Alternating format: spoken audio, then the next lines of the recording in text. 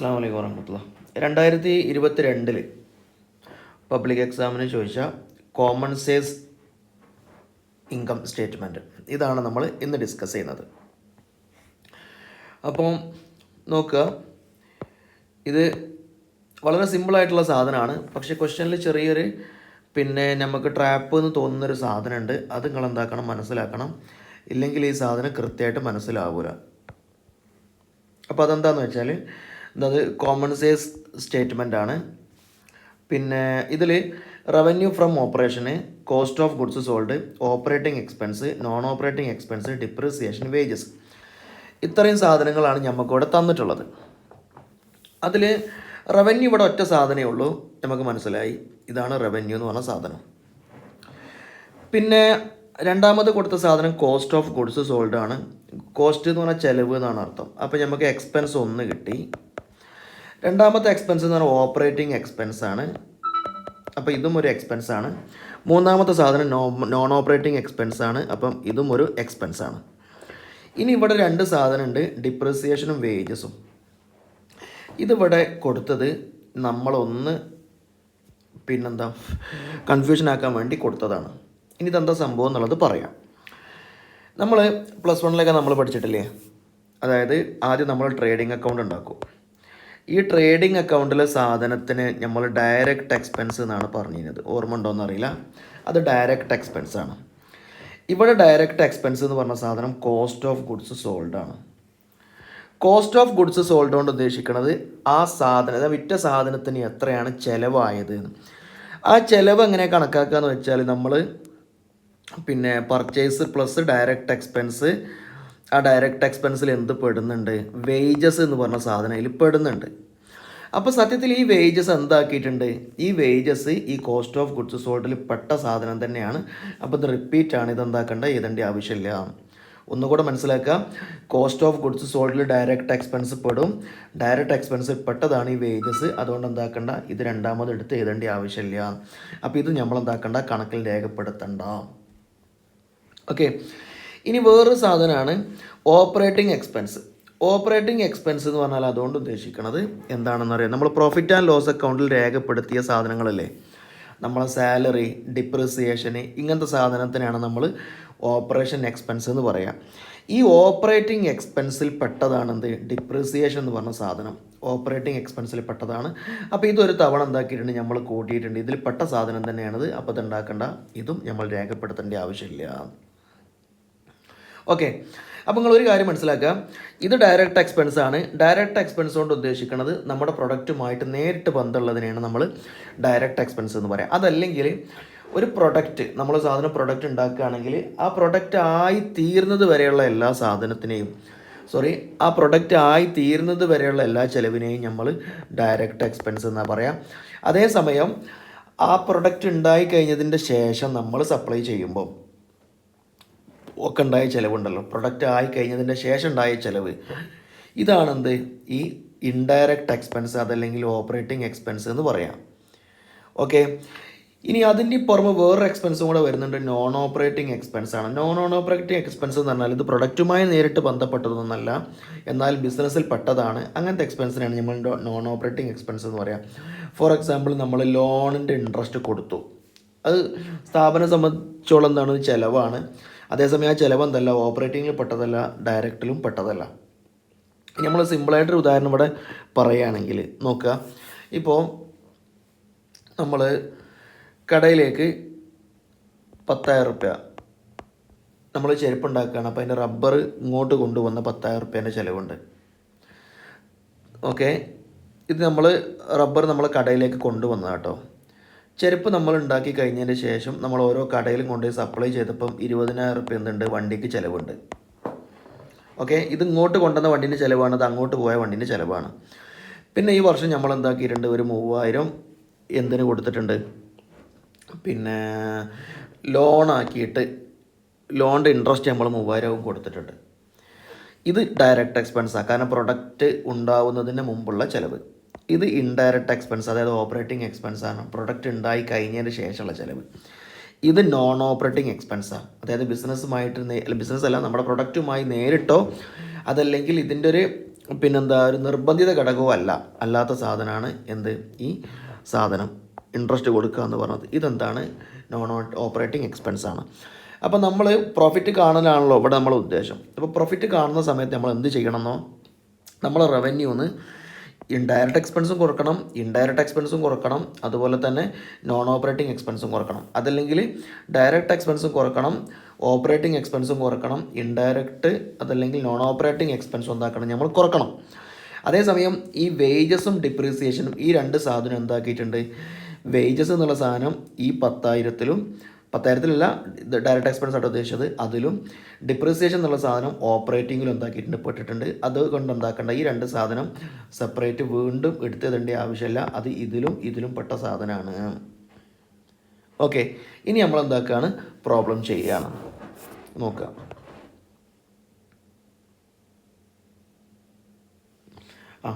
പിന്നെ ഇവിടെ ഒരു കാര്യം കൂടെ നിങ്ങൾ മനസ്സിലാക്കാൻ കേട്ടോ, ഉത്തരം ചെയ്യുന്ന സമയത്ത് ആൻസർ അറ്റൻഡ് ചെയ്യുന്ന സമയത്ത് ശ്രദ്ധിക്കുക. ഇവിടെ ആദ്യം 2020 പിന്നെ 2019 കൊടുത്തത്.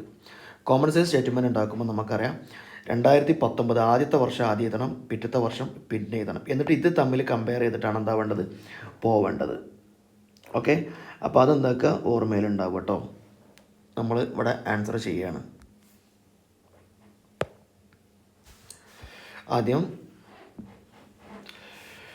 റവന്യൂ ഫ്രം ഓപ്പറേഷൻ 2019 സോറി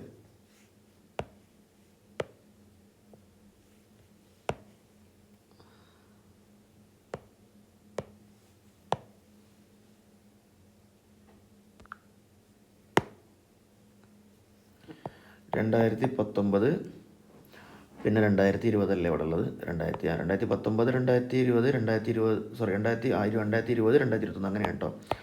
തൽക്കാലം ഇത്ര മാത്രമേ എഴുതിയിട്ടുള്ളൂ. നോക്കാം. അപ്പോൾ ഫസ്റ്റ് നമ്മൾ റവന്യൂ ഫ്രം ഓപ്പറേഷനാണ്. റവന്യൂ ഫ്രം ഓപ്പറേഷനിൽ പിന്നെ ഫസ്റ്റിലെ വർഷം വന്നത് എത്രയാണ്, 1,25,000 സോറി 12,50,000 12,50,000. മറ്റോടത്ത് 9 ലക്ഷം, 10, 100, 1000, 10,000, ലക്ഷം, 9 ലക്ഷം. ഓക്കെ, അപ്പോൾ ഈ റവന്യൂ ആണെന്ത് നമ്മളെ വരുമാനമാണെന്ന് 100% എന്നുള്ള സാധനം കേട്ടോ. ഈ വരുമാനത്തിനെ ഡിപ്പെൻഡ് ചെയ്തിട്ടാണ് ബാക്കിയുള്ള എല്ലാ സാധനത്തിനെയും നമ്മൾ നോക്കുക. 2019 2020 100 100. ഓക്കെ, വേറെ ചില കണക്കുകളിൽ ആദ്യം എന്തുണ്ടാവുന്നു, ആദ്യം എക്സ്പെൻസ് തന്ന് പിന്നെ റവന്യൂ അതിലേക്ക് ചേർത്തായിട്ട്, അപ്പോൾ സെൻട്രലായിരിക്കും ചിലപ്പോൾ ഇത് വരിക. ഇവിടുത്തെ തുടക്കത്തിൽ തന്നെ നമ്മൾ കൊടുത്തിട്ടുണ്ട് കേട്ടോ. ഓക്കെ, ഇനി നമുക്ക് ഇതിന് എന്ത് കുറക്കണം എന്നറിയാം. പിന്നെ കോസ്റ്റ് ഓഫ് ഗുഡ്സ് സോൾഡ് എന്താക്കണം നമ്മൾ കുറക്കണം. അപ്പോൾ നമ്മളിവിടെ കുറക്കുകയാണ് കോസ്റ്റ് ഓഫ് ഗുഡ്സ് സോൾഡ്. ഫസ്റ്റത്തെ വർഷം കോസ്റ്റ് ഓഫ് ഗുഡ്സ് സോൾഡ് എന്ന് പറഞ്ഞാൽ എത്രയാണ്, 60,000 ആണ് കേട്ടോ. 60,000 സോറി 6 ലക്ഷം, 10, 100, 1000, 10,000 ലക്ഷം. രണ്ടാമത്തെ വർഷം 5 ലക്ഷമാണ്. 10, 100, 1000, 10,000 ലക്ഷം. ഓക്കെ, ഇനി നമുക്ക് അടുത്തത് എന്താ വേണ്ടതെന്ന് വെച്ചാൽ, ഇത് വെച്ചിട്ടാണ് നമ്മൾ ഈ 1,25,000 ആണ് 2019 സാധനം, ഇത് 9 ലക്ഷമാണ് 2020. ഇത് വെച്ചിട്ട് ഇത് രണ്ടും അതുപോലെ തന്നെ ഇത് രണ്ടും തമ്മിലാണ് നമ്മൾ എന്താക്കുന്നത് ശതമാനം വെച്ചായിട്ട് കമ്പയർ ചെയ്ത് പോകുന്നത് കേട്ടോ. അപ്പോൾ നോക്കുക, 1,25,000 sorry 12,50,000 into 6 lakh, 10, 100, 1000, 10,000 lakh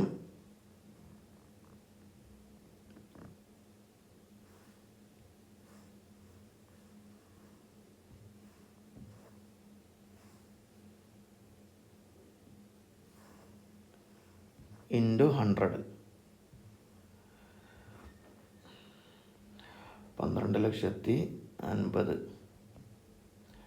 12,50,000 divide by 10, 100, 1000, 10,000 lakh into 100.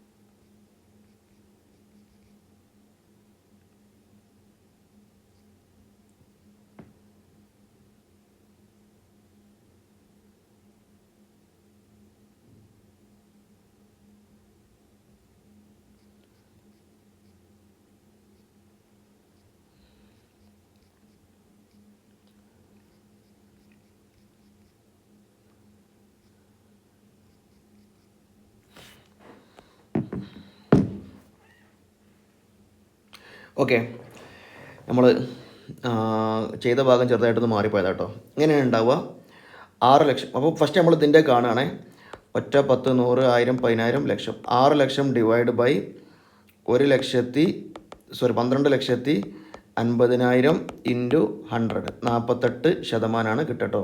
അപ്പോൾ ഇവിടെ 48. അപ്പോൾ ഒരു കാര്യം ശ്രദ്ധിക്കുക, ഇതാണ് 100%. അപ്പോൾ ഇതെപ്പോഴും എവിടെ ഉണ്ടാവുക? താഴെ ഭാഗത്താണ് ഉണ്ടാവുക കേട്ടോ. പിന്നുള്ള ഇതാണ് കാണണമെങ്കിൽ ഇതിവിടെ.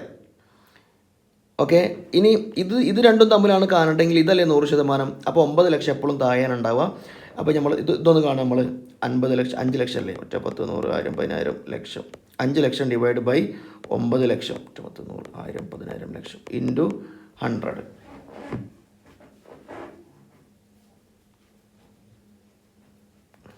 1000, 10000, lakh divide by 1, 10, 100, 1000, 10000, lakh into 100.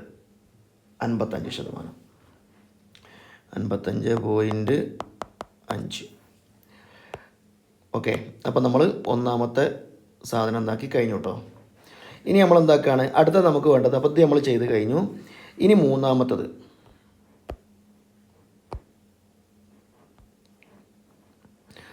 എന്താണ്? കോസ്റ്റ് ഓഫ് ഗുഡ്സ് സോൾഡ് ആണ്.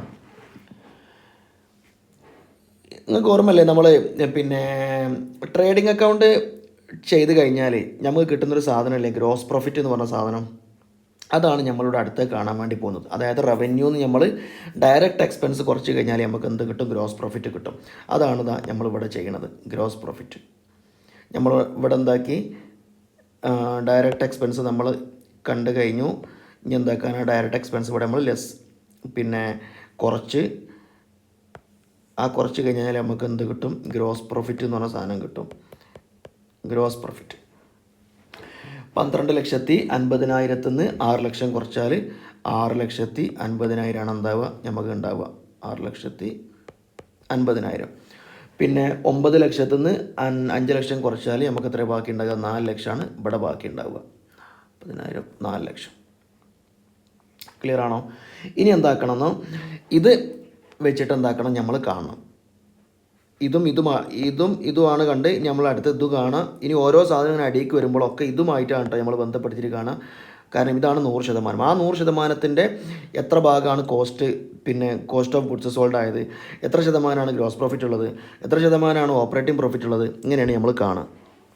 ഓക്കെ, അപ്പോൾ ഇവിടെ എങ്ങനെ കാണാമെന്ന് വെച്ചാൽ 6,50,000 ഡിവൈഡ് ബൈ എത്ര? 12,50,000 ഇൻറ്റു 100. അപ്പോൾ സ്വാഭാവികമായിട്ട് അവിടെ കിട്ടാൻ പോകുന്നത് എത്ര ആയിരിക്കുന്നു? 52 ആയിരിക്കും. കാരണം എന്താ വെച്ചാൽ ഇവിടെ 48 അല്ലേ? 12,50,000 6 ലക്ഷം 12,50,000 48 ഭാഗമാണെങ്കിൽ 6,50,000 എത്ര ആയിരിക്കും? 52 ആയിരിക്കും. കാണേണ്ട രൂപം എങ്ങനെയാണ്? 6,50,000 ഡിവൈഡ് ബൈ 12,50,000 ഇൻറ്റു 100. ഇനി ഇതെത്ര ആയിരിക്കും? അതായത് 4,50,000 ഡിവൈഡ് ബൈ 9 ലക്ഷം ഇൻറ്റു 100. സ്വാഭാവികമായിട്ടും ഇവിടെ 44.5 ആയിരിക്കും ഉണ്ടാവുക. ഇത് കാരണം ഇത് രണ്ടും കൂടെ കൂട്ടുമ്പോൾ അല്ലേ 100 ഉണ്ടാവുക. ഓക്കെ, അപ്പോൾ നമ്മൾ ഗ്രോസ് പ്രോഫിറ്റ് കണ്ട്. ഇനി ഈ ഗ്രോസ് പ്രോഫിറ്റിൽ നിന്ന് നമ്മൾ എന്താക്കണമെന്നോ, ഇൻഡയറക്റ്റ് അതായത് ഓപ്പറേറ്റിംഗ് എക്സ്പെൻസ് എന്താക്കണം? നമ്മൾ കുറക്കണം. അതാണ് നമ്മൾ അടുത്ത് ചെയ്യുന്നത്. ഓപ്പറേറ്റിംഗ് എക്സ്പെൻസ് ഇവിടെ എത്രയാണ്? 6 ലക്ഷമാണ്. 60,000 ആണ് ഇവിടെ വരുന്നത്. ഇവിടെ വരുന്നത് എത്രയാണ്? 40,000 ആണ്.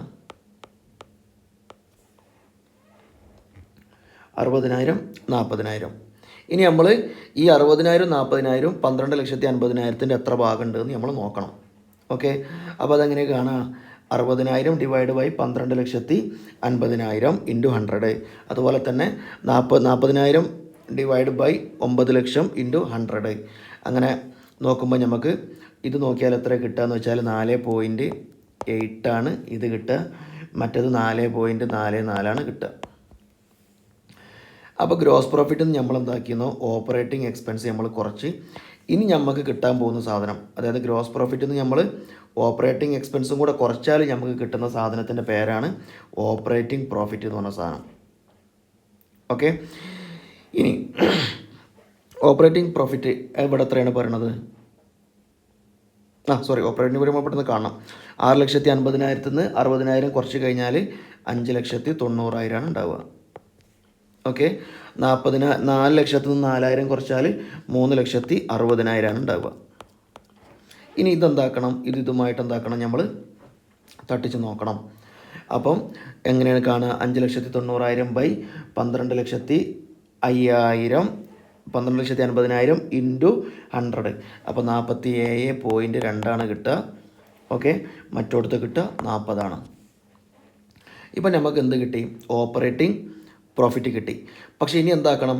നോൺ ഓപ്പറേറ്റിംഗ് എക്സ്പെൻസും കൂടെ എന്താക്കണം? ഇത് നമ്മൾ ലെസ് ചെയ്യണം. അതാണ് നമ്മൾ അടുത്തത് ചെയ്യണത്. നോൺ ഓപ്പറേറ്റിംഗ് എക്സ്പെൻസ് അത് നമ്മൾ എന്താക്കാണ്? ലെസ് ചെയ്യാണ്.